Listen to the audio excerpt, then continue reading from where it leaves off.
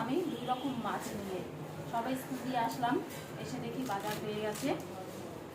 সকালবেলা একবার এসেছিলাম, আমার মাম্মাম কই, আমার মাম্মাম আছো, মাম্মাম তোর মাম্মামটা কই?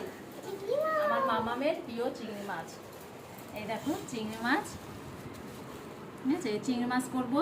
তোমাদের পেটুক দাদা আবার কিন্তু বসে পড়েছে সবজি কাটতে। এই দেখো ও দোকানের থেকে আসলো, আমিও স্কুল দিয়ে আসলাম।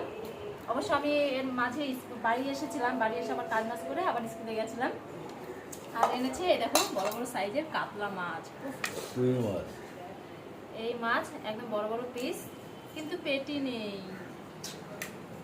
তো যাই হোক, কাতলা মাছ, এখানে চিংড়ি মাছ হবে ওল দিয়ে। আর এটা বড় বড় সাইজের যেহেতু মাছ, বড় বড় আলু দেব পিস করে, এই হবে রান্না। তার সাথে আছে দেখো বাজার, পুঁই শাক আছে, পুঁই শাক হবে, এখানে বেগুন আছে, পটল আছে, লঙ্কা আছে, আলু আছে, কুমড়ো আছে, সব রকম সবজি আছে। যা যা যেই পদে যে জিনিস লাগবে সেই জিনিসেরই বাজার হয়ে গেছে।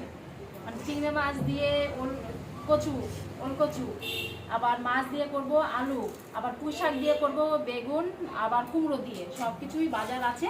তো চলো, এ দেখো সবজি কাটতে বসে পড়েছে তোমাদের দাদা, সবজি কেটে দিচ্ছে, আমি ফটাফট রান্না করে ফেলবো। তো চলো রান্না বসিয়ে দিই, চলো টাটা।